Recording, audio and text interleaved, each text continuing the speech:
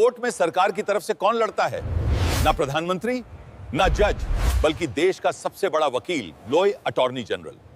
यह आर्टिकल 76 के तहत होता है, राष्ट्रपति इसे नियुक्त करते हैं और यह सरकार का मुख्य कानूनी सलाहकार होता है। और ट्रिक याद रखो, AKSAG मतलब गवर्नमेंट का लॉयर। यह एग्जाम में बहुत इंपॉर्टेंट है। कंफ्यूजन खत्म।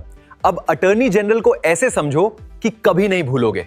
बस 2 मिनट दो और पूरा कॉन्सेप्ट क्लियर। ये भारत के महान न्यायवादी यानी अटॉर्नी जनरल पर एक क्विक सार है। देखिए, संविधान के अनुच्छेद 76 के तहत नियुक्त अटॉर्नी जनरल देश का सबसे बड़ा कानूनी अधिकारी होता है।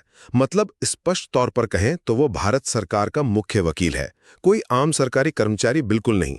तो सबसे पहले बात करते हैं इनकी नियुक्ति और योग्यता की। इनकी नियुक्ति केंद्रीय कैबिनेट की सलाह पर सीधे राष्ट्रपति करते हैं। लेकिन इसमें एक बहुत दिलचस्प बात है, संविधान में इनका कोई फिक्स कार्यकाल नहीं होता। ये बस राष्ट्रपति के प्रसादापर्यंत यानी उनकी मर्जी तक ही पद पर रहते हैं और इनकी योग्यता एकदम सुप्रीम कोर्ट के जज के बराबर होनी चाहिए। इसे ना सरकार के एक सुपर लॉयर की तरह सोचे, जिसका कॉन्ट्रैक्ट पूरी तरह से क्लाइंट यानी सरकार पर निर्भर है।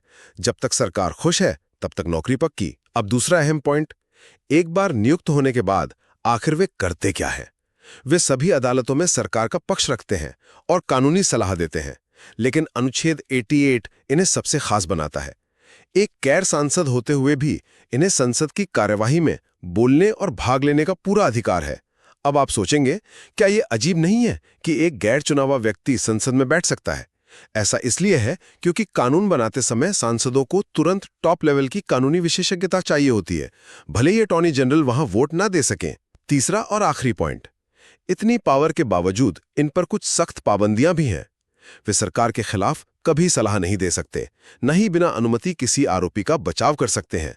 वैसे इनकी मदद के लिए सॉलिसिटर जनरल होते हैं, जो सिर्फ एक वैधानिक पद है, संवैधानिक नहीं। तो बस इन बातों को याद रखने की एक सिंपल ट्रिक बताऊं। द 3 P's, प्रेसिडेंट यानी नियुक्ति, प्लेजर यानी कार्यकाल और पार्लियामेंट मतलब बैठना सही पर वोट गलत। वे सरकार की ढाल है तो जाहिर है वे कभी सरकार पर ही तलवार नहीं उठा सकते। संक्षेप में, महान न्यायवादी भारत सरकार का वो रंगीन कानूनी सिपाही है जिसकी आवाज देश की हर अदालत और संसद में गूंजती है। बस संसद की वोटिंग मशीन तक उसके हाथ नहीं पहुंचते।